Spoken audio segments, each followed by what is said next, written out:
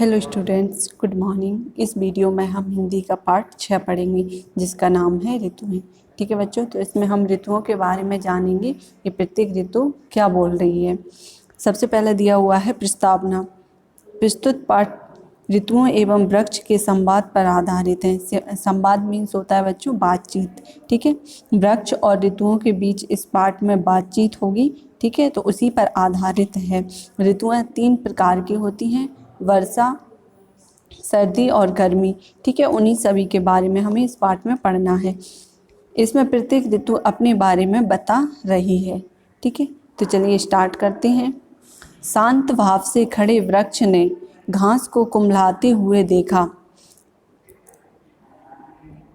उसने घास से इसका कारण पूछा। इतने में उसे कोई अपनी ओर आता दिखाई दिया। वृक्ष ने देखा कि गर्म हवा के झोंके लिए गर्मी दौड़ी आ रही है। उसे घास के कुम्हलाने का कारण पता चल गया। गर्मी के निकट आने पर उसने पूछा, गर्मी बहन, यूं कहाँ भागी जा रही हो? वह बोली, तेज धूप से मेरा शरीर तवे की तरह जल रहा है। सभी तालाब सूख गए हैं। ऐसे में शरीर को कहाँ जाकर ठंडा करूं, इसलिए वर्षा को खोजने जा रही हूँ। इतना कहकर गर्मी चली गई। तो बच्चों, एक जो वृक्ष था वो वहाँ पर शांत स्वभाव से खड़ा हुआ था। उसके पास जो घास थी उसको कुम्हलाते या मुरझाते हुए उसने देखा पेड़ ने, तो उससे उसका कारण पूछा घास से कि आप क्यों मुरझा रही हो। ठीक है, इतने में उसे अपनी तरफ कोई आते हुए देखा। वो कौन थी? हवा थी, गर्म हवा। ठीक है, गर्मी थी वो जो वृक्ष की ओर दौड़ी आ रही थी।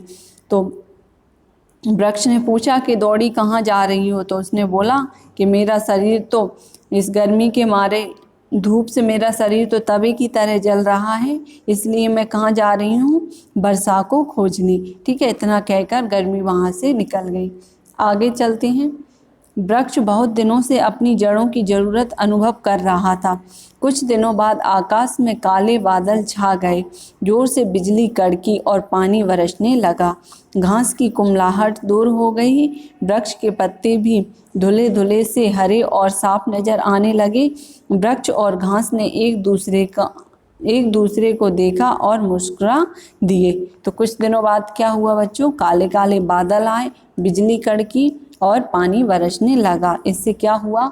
जो पेड़ था उसके पत्ते धुल गए और वो कैसे न्यू से दिखने लगे, नए से।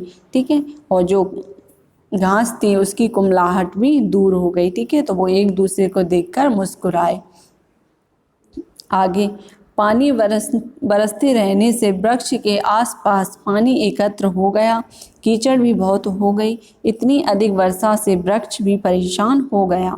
ठीक है, फिर बहुत दिनों तक बारिश होने लगी तो कीचड़ हो गया, और इतनी ज़्यादा पानी बरसने से क्या वृक्ष और घास क्या हो गए? परेशान हो गए। आगे चलते हैं अगले पेज पर। कुछ दिनों बाद वृक्ष ने किसी के आने की आहट सुनी।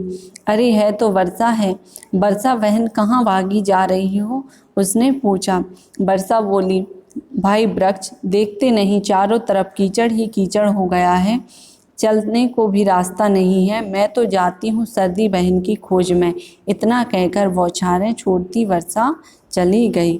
तो कुछ दिनों बाद कौन आते हुए दिखी वृक्ष को? वर्षा। ठीक है, फिर वर्षा से उन्होंने पूछा कि आप कहाँ जा रही हो? तो उन्होंने बोला कि चारों तरफ कीचड़ ही कीचड़ हो गई है, मैं तो किसको ढूंढने जा रही हूँ? सर्दी बहन को। और इतना कहकर वो चली गई। आगे, अब वृक्ष को ठंडी हवा के सुहावने झोंके लगने लगे। कुछ दिनों तक तो वो झोंके उसे अच्छे लगे, परंतु अब वे और अधिक ठंडे हो गए।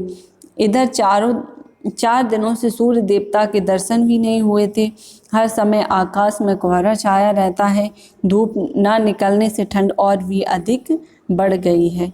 ठीक है बच्चों, सर्दियों के दिनों में ऐसा ही होता है ना, कोहरा छा जाता है, कई दिनों तक सूर्य देवता नहीं दिखते हैं। समय व्यतीत होता गया। इतनी भयंकर सर्दी से सभी परेशान हो गए। पेड़ को भी अब अपनी पुरानी पत्तियां छोड़नी थी। वह भी बड़ी व्याकुलता से प्रतीक्षा कर रहा था कि कब सर्दी उस मार्ग से गुजरेगी। एक दिन सर्दी उधर से आ ही निकली। वृक्ष ने उससे रुकने को कहा तो वह बोली, वृक्ष भाई, मेरे सभी अंग ठंड से ठिठुर रहे हैं। मैं गर्मी की खोज में जा रही हूँ। चिलचिलाती धूप ही मुझे इस ठंड से मुक्ति दिला सकती है। तो बच्चों, अब सर्दी किसको ढूंढने जा रही थी? गर्मी को। ठीक है, क्योंकि ज़्यादा सर्दी से भी सब लोग क्या हो गए थे? परेशान हो गए थे। वृक्ष बोला, सर्दी बहन, तुम ठीक कहती हो। तुम तीनों, गर्मी, सर्दी और वर्षा के आने और चले जाने में ही मेरी भलाई है।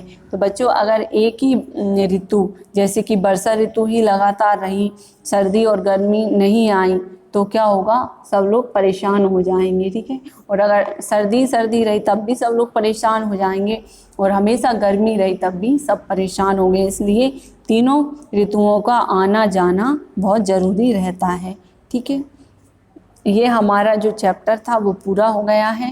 ठीक है, अब जो अगली वीडियो होगी उसमें हम इसके अभ्यास प्रश्न सॉल्व करेंगे। ठीक है बच्चों।